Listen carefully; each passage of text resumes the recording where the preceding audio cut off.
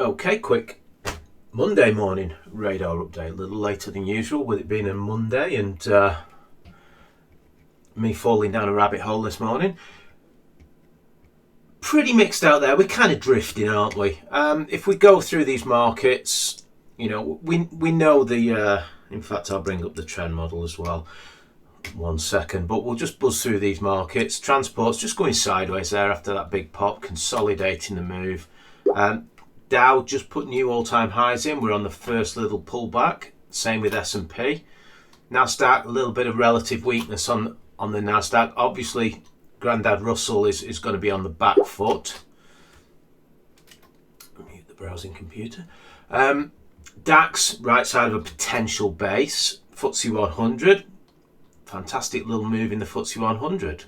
Looked like another base, didn't it? So we had this base here and it broke out, first retrace, and then it looked like a second base. And we're above that still. Pullbacks will be extremely normal. 250, bit messy, just going sideways. Small caps popped out of that channel. Expect it will sort of mutate into a bigger consolidation maybe in the future. But 1, 2 or 3 markets do not make a trend. There's 9 markets there.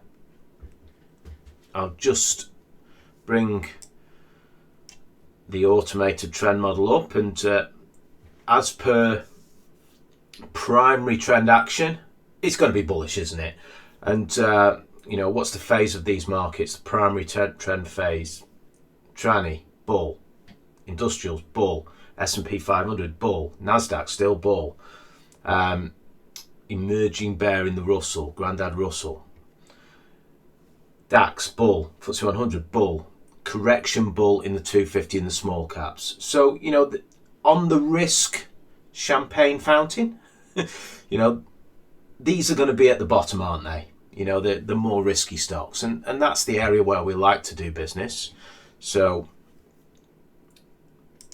and when the market's in fine form, one thing to look out for as well is all those POS sort of oilers and miners, when they start to run, it can be like the last hurrah of the leg, but it can last for quite some time. It can last for months, but sometimes you will see that as well. That's just a little we haven't seen that yet, but it's just a little side thought there. So, that's where we are. Remember, if you look at those screen grabs of the zone alarms I posted on the Twitter, that just pulls up when the primary trends are overwhelmingly in a pullback area, and it's an area where pullbacks are usually bought by the bigger players than B. If you want to know about the breakdown of these markets, large caps, obviously the strongest. Small caps are on the back foot. It's obvious. Europe against US, price action, dynamic trend. US and we're 84% bullish on this one. So I've dropped a video on how I run my heat. So that 84% bullish would translate in 8.4% heat on my account. I will just jump over to my account as well. Let's just dig into this. So this is what's live in my account. I'm 67% invested at the moment. I've just lost one trade in my portfolio. So it's just gone up. I was in the sort of I can't remember where I was. Low 70s. Now I'm down to 67% invested. Heat, I've got 5.7, drawdown off all-time highs. At this point in time, I'm 5.7% off intraday all-time highs, in the history of the world. What, my portfolio posted at the most bullish sort of area I looked at that reading. Should do it weekly. It's more better to do it weekly than drive yourself crazy trying to do that all the time. Anyway, untrailed heat. I've got 5.7% untrailed heat, which is uncanny that it's exactly the same as that drawdown, but it's not related. Drawdown in R is 8.7 R. Guess what? You think it would be 5.7, but no, we've compounded gains, so the drawdown is smaller because the account's the closed balance of the account. It's getting bigger with the gains. Gain to pain. This is. I'll just go down that little rabbit hole on if you're new to this game and if you follow popular YouTube or whatever accounts, it's all about being right. It's all about, at the cost of everything. These guys, are obsessed with how, being right on every call or being right a high percentage of the time. At the moment, the open trades on this account are 85% right. Guess what? I've just closed the loser, so it's actually gone up. It's not important. The close balance should be around between 40 and 60% for any method. If you're Warren Buffett, if you're, Paul Tudor Jones, it doesn't matter. You're going to be somewhere around mean. Mean would be 50% right, 50% wrong. You're going to be oscillating in good markets, higher, in bad markets, lower. And this is just the open trades. It's not the closed ones. So, ignore. It doesn't matter. It's not important. It's the least important thing, in trading. How right you are. Sorry. How often you are right. The win percent. What is important is how right you are when you are right. So what is that? Well, very simple, gain to pain. This is the open trades on the portfolio. I'll tell you now, trend following methodologies, you end up with fat tails, don't you? That's what it's all about. You ride your winners, add to your winners, and all your losers are going to be -1R. As you compounding. What is compounding?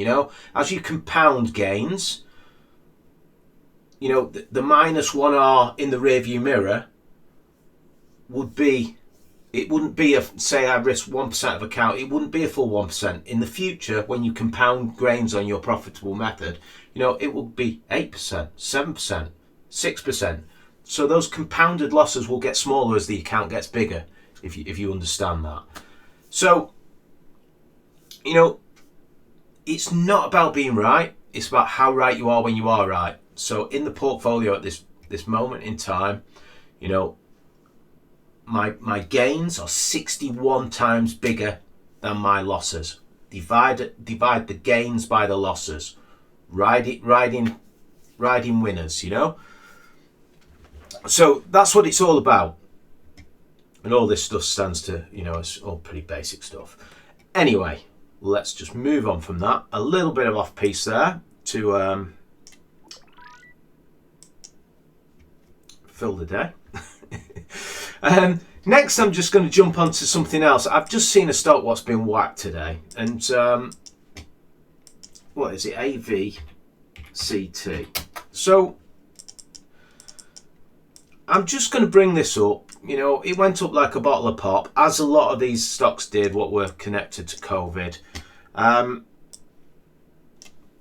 So I'll just bring the GTRS up for this, and this will move on. This will move on when the results drop. The new information, what's come out today, what's caused it to gap down, will probably deteriorate what we see here. So we see a story in turnover, don't we? That's what we see. We can see the profit had a breakout. That's now in the rear view mirror. We have no forward view on this stuff for some reason. Well, we do, but it's negative is basically the problem here. So it went from, it was ticking back up on its turnover actually. So it was accelerating from a negative move. Anyway, just note, it was already in fact, I'll just go back, it's bearish on the trend model. Remember price action, nothing trades 52-week lows without a reason. So, I'll get a lot of hate from stuff like this, but I just try and save people from these problems. And we talked about VLG. And some of them recover, you've got to admit, but it's really hard. It's a hard game trying to pick. So this was 52-week lows. Let's just, basically this thing lost about 60 odd %. from trading 52-week lows. Look at that. That's 52-week lows there. From that line in the sand, it lost another 60 to 70, 65%, let's say. It's bouncing today. It's still in a downtrend. As it bounced here, everyone says, told you so. It is what it is. Will it recover? Doesn't matter. It's just not an area where I want my money working now. What's my point on stuff like this? You're trading towards some great... I was in this and I just cut the trade when I sort of wanted to move into other things what weren't really, better ideas. And I could see these kind of had a pop. I jumped on board for a move. They did this, drifted back in. And in fact, I think I was gone before it popped up here. I was out of this before it popped up. I've just moved my money into something else. So I didn't even take part there. But if I had, I would have been wrong here on this low here. It would have bounced back up into the sort of green for where I was involved in the trade. But it would have been a scratch loser for me. I would have stepped aside. The trend rolled over. Down it went. The point is, it's the old 52-week lows. If something's trading 52-week lows, if we think we've got better information than the institutions and the bigger players, have got the best information, they've got whole floors working on this stuff. If we think we've got better information, there's one thing, it wouldn't be trading 52-week lows if anyone else knew that. If the bulk of the people who move these stocks knew that news. So even if we've got great news, it's still trading 52-week lows. No one else is interested in the news. Guess what? It just is what it is. You just got to keep it real and just understand these things. And I'm sure everyone was saying this was a fantastic stock and this and that.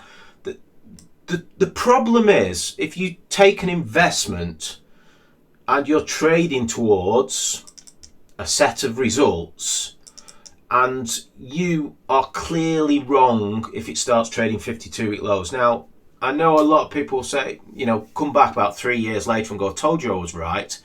The reality is, if something goes that far against you, and for me it would have been 70% getting on for from where I bought it. You can be right, but time it wrong. And basically, for me, I'm just wrong. It would just be wrong, and I would just move on. And I did move on. Before I was really wrong. You've got to be wrong in small amounts. And 52-week lows is the last chance saloon for anyone who's got any kind of risk management, isn't it? 52-week lows. So clearly wrong. Move on. It is what it is. But this is just a little.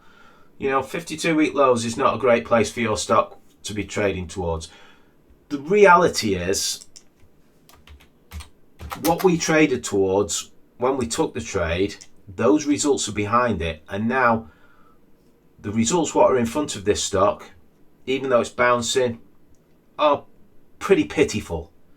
It's not what I trade towards. So, it doesn't matter, chalk it up as a small scratch, paper cut. It's about big winners, small losers. And it is, at the end of the day, it doesn't matter what the opinions are. You've got to be wrong. When you're wrong, you're wrong. And, last chance saloon is 52-week lows. To bring up that other stock again, just be careful. Here's what I would say, ABCT. ABCT. Just be careful, It's not my style. I'd be out of that. Doesn't matter if it bounces, doesn't matter what happens to this stock next.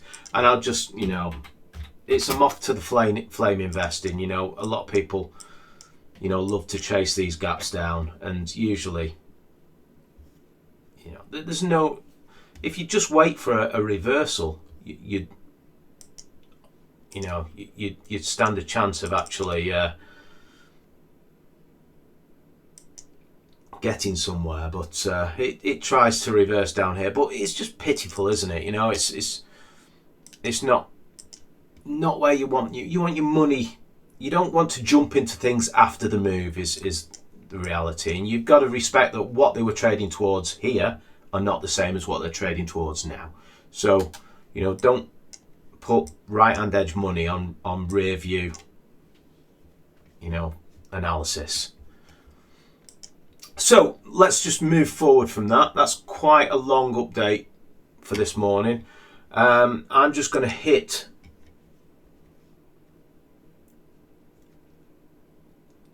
all these little sort of, you know, mistakes in methodology add up, and it's 12:32. We should have traded 53% to be on average volume. That's not a bad day in the small caps. There's quite a few in there, and I'll just put the same in the large caps.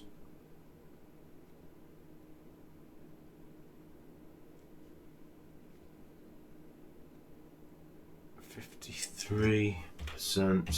I've got quite a lot of cash to put to work if the market did want to, you know, fire off some good ideas for us. Travel and leisure? No. There is a couple of travel and leisure ones in there today. Yeah, moving on. Ignore. Rolls Royce. Put a baseline on it. It looks like it's going to be a bigger base, doesn't it? Big efficient main market stop. Bumped on 52-week highs. First deep retrace on that. It's probably going to do a big long drawn out base on this one. It's a recovery as well, so, you know, I'd rather be trading stocks what are, you know, not recovering, they're accelerating. So I'll leave it there for today. That's a lot, you know, it's a bit of a bear report there, isn't it? But it is what it is. Okay,